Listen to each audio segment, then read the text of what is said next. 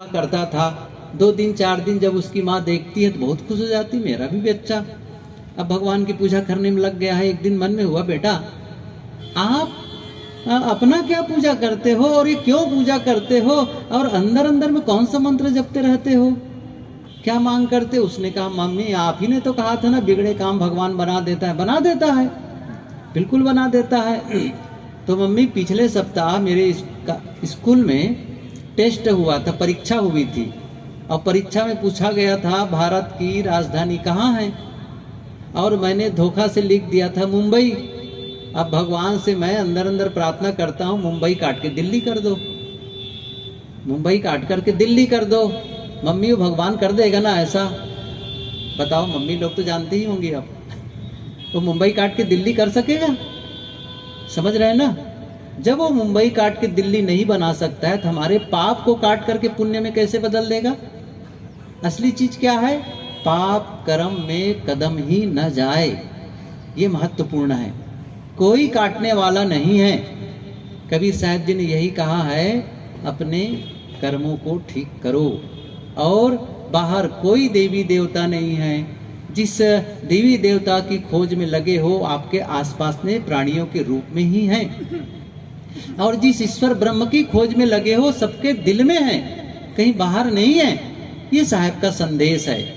और उन्होंने केवल आत्मा की ही चर्चा, आत्मा और परमात्मा की चर्चा नहीं की, केवल आत्मज्ञान की बातें नहीं कही है, व्यवहार की पवित्रता के बारे में भी उन्होंने कही है, प्रेम का भी संदेश दिया है।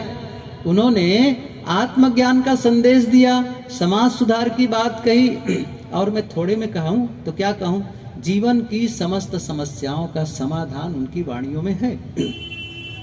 कोई भी समस्या आप लेकर जाओ और कबीर की वाणी को देखो, पढ़ो, तो समाधान मिल जाएगा आपको। आवश्यकता है उसका पठन मनन की। लेकिन मैं कह रहा था, पारिवारिक रिश्तों में मधुरता बनाने के लिए उन्होंने बातें कही। 2.5 आखर प्रेम का, ये उन्हीं का संदेश है।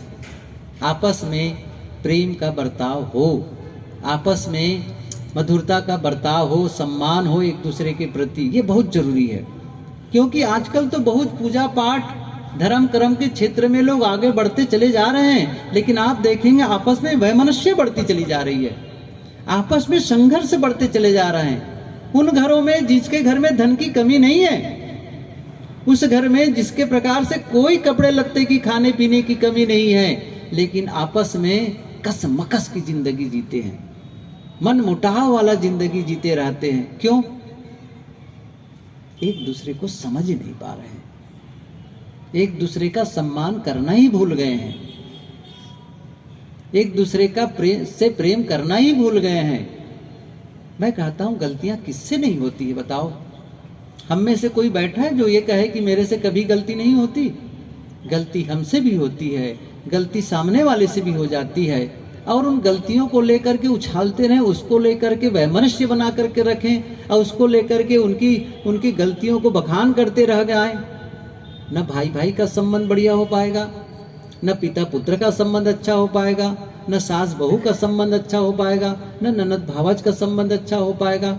और सारे संबंधों में कड़वाहट है तो आपका बड़ा मकान किस काम का, आपके कीमती कपड़े किस काम के, आपके कीमती गहने किस काम के, ऊंचा पद किस काम का? छोटा मकान होता लेकिन प्रेम से रहते। इसका मतलब नहीं कि बड़े मकान में रह करके, बड़े मकान हो और प्रेम से नहीं रह सकते हैं। मकान महत्वपूर्ण नहीं है, आपकी समझ महत्वपूर्ण है। इसलिए एक दूसरे के प्रति त्याग का भाव हो।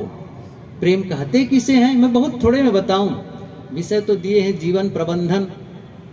अब जीवन प्रबंधन पर मैं शुरू करूं तो बहुत बड़ी बात हो जाएगी फिर वो, लेकिन ये भी जीवन की ही बात है। प्रबंधन का मतलब समझ रहे हैं ना? प्रबंधन का मतलब है एक सही ढंग से किसी काम को करना, एक बेतरतीब तरीके से करना, और उसी काम को एक सिस्टम से कर देना, बस वो रिजल्ट अच्छा देने लगता है।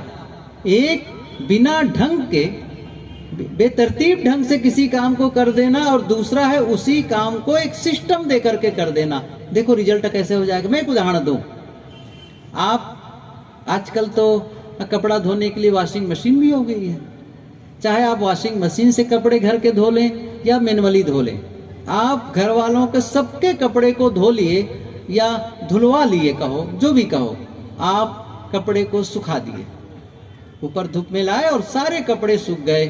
अब क्या किया आपने, जब कपड़े सूख गए तो सारे कपड़ों को उठा लाए और ला करके आपने अलमारी में ठूस दी पूरी तरह से, ऐसे ही बस लपेटा और ठूस दिए उसको। 3 दिन के बाद उन कपड़ों को निकाल करके पहनेंगे जो सलवटों और सिकन से भरे हुए हैं, उसको पहनने से आप अच्छा महसूस नहीं करेंगे। कैसा लगेगा? अच्छा नहीं लगेगा। कपड़े वही हैं, लेकिन आपने क्या किया, कपड़े सुखा करके लाए, सुंदर सा प्रेस करके अलग अलग कपड़ों के कैटेगरी के हिसाब से सुंदर उसको तह करके बस सुंदर सजा दिए अलमारी में। अब जब आप उसको 3 दिन के बाद में उस कपड़े को निकालेंगे जो प्रेस किया हुआ है, जिसमें बिल्कुल साफ और सिकन का नामो निशान नहीं है, उस कपड़े को पहनने में आप कैसा महसूस करेंगे? कपड़े वही हैं, मैं क्या कह रहा था, कपड़े वही हैं, लेकिन आपने थोड़ा सा उसमें सिस्टम दे दिया। यही तो प्रबंधन है। एक उदाहरण, यही तो प्रबंधन है। आपके पास जो कुछ है, आपका किचन बड़ा हो छोटा हो, बर्तन किस प्रकार के हैं वो महत्वपूर्ण नहीं है। किचन को साफ रखते हैं, बर्तन को सिस्टम से रखते हैं, जो सामान रखें, इंग्रेडिएंट्स जो भी मसाले रखे हुए हैं उसको सुंदर सजा के रखें, सिस्टम से रखें हैं। ऐसा नहीं, ऐसा भी हो कि कहीं आपके किचन कोई देखने जाए तो जूठे बर्तन, मक्खियां भिनक रही है, इधर सामान उधर सामान पड़े हुए हैं, कोई भोजन बचा तो खुला पड़ा हुआ है जिसमें मक्खियां भिनक रही हैं बेतरतीब ढंग से। ऐसा लग रहा था जैसे बूचड़ खाना। कैसा लगेगा? लेकिन वही कोई आ जाए सिस्टम देने के लिए, एक जो सही प्रशिक्षण है, तो जा करके उसी किचन को सजा करके इतना सुंदर बना दे कि आपको देख करके आकर्षण लगे। ख्याल आया, एक माँ थी, उस घर की व्यवस्था देखती थी। एक मेहमान आया, कुछ लोग आए मेहमानी के रूप में, तो जब उस घर के व्यवस्था को देखा, स्वच्छता को देखा, वो अवाक रह गया। उसने कहा, भाई मैं कई घरों में जाता हूँ, लेकिन जितना साफ इस घर में देख रहा हूँ सफाई, और जितना सिस्टम से सामान को देख रहा हूँ, मैं कहीं नहीं देखता हूँ। कौन है ये जो इतना बढ़िया इस घर को सजा के रखा है? तो गृहिणी क्या कहती है, 2 नौकर हैं जो यह काम करते हैं। अच्छा, 2 नौकर हैं? मैंने तो बहुत सारे नौकरों को देखा है, लेकिन इतना सुंदर करते हुए कभी नहीं देखा है।